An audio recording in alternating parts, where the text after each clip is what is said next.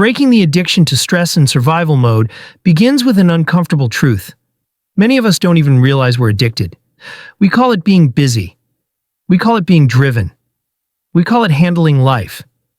But underneath those labels, what's really happening is that our bodies have been living on overdrive for so long that we no longer know how to feel safe in stillness. The nervous system gets hooked on cortisol, on adrenaline, on the rush of always being on. And little by little, we forget what calm feels like. Think about it. How many times have you had a quiet evening with nothing to do and felt restless? How many times have you found yourself scrolling endlessly, worrying about problems that don't even exist yet, simply because silence felt too loud? That is survival mode at work. It convinces you that peace is dangerous, that stillness is unsafe, and that the only way to exist is to keep moving, keep worrying, keep doing. Survival mode tricks you into believing that urgency equals importance, that rushing equals productivity, and that exhaustion equals success.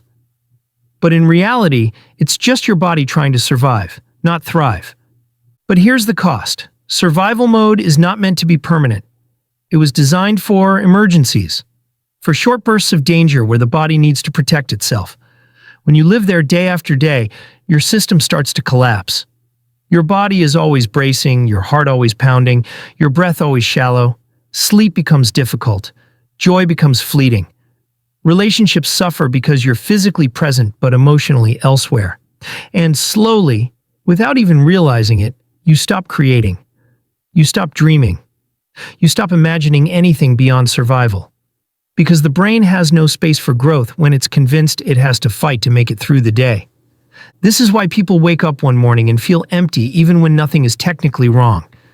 It's why someone can travel the world, achieve their goals, or check every box of success, yet still feel hollow. Because the nervous system only knows how to run. It doesn't know how to rest. It doesn't know how to receive. It doesn't know how to just be.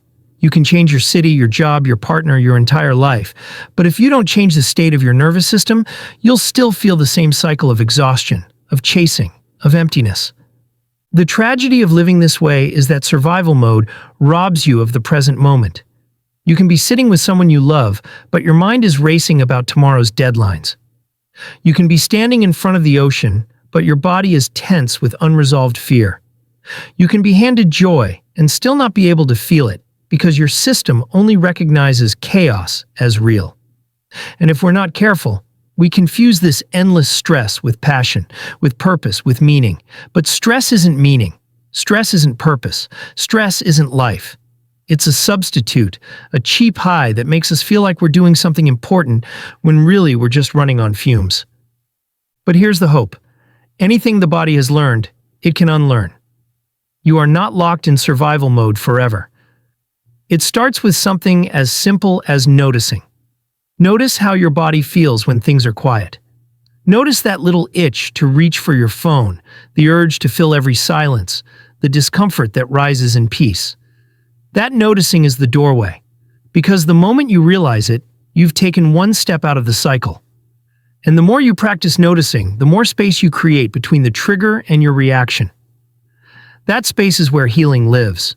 From there, the healing looks slow, but it's powerful. The first time you try to meditate, your brain will scream at you. The first time you sit in stillness, you'll feel restless. The first time you breathe deeply, your body will think something is wrong. But this is not failure. This is the nervous system learning a new language. Each breath, each moment of stillness, each pause is rewiring. You are teaching your body that safety can exist without chaos, that aliveness can exist without panic, that life doesn't have to feel like a battlefield. And the more you lean into this practice, the more you realize something beautiful. Calm isn't weakness. Calm is strength. Calm is power. Calm is not the absence of energy, it's energy flowing in the right direction. You don't need adrenaline to feel awake. You don't need panic to feel alive. You don't need to be in constant motion to be worthy of your own existence. You were never meant to outrun life. You were meant to live it. There will be moments when you fall back, when the old patterns of survival call you home, when you catch yourself craving problems just to feel alive again.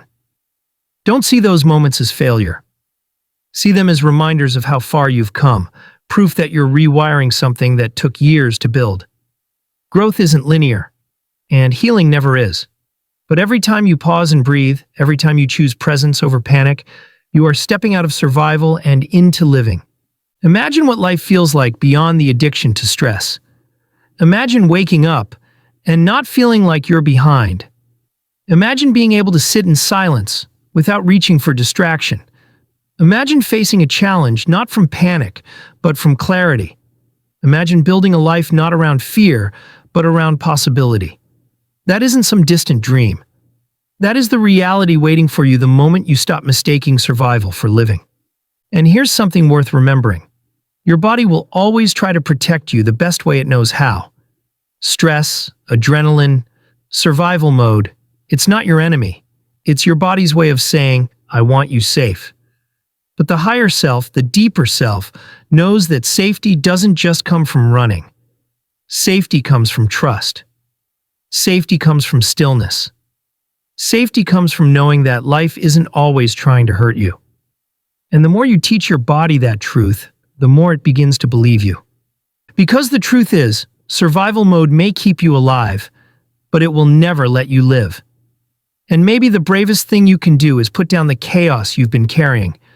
Breathe deeper than you have in years, and finally give yourself permission to step into the peace that has been waiting for you all along.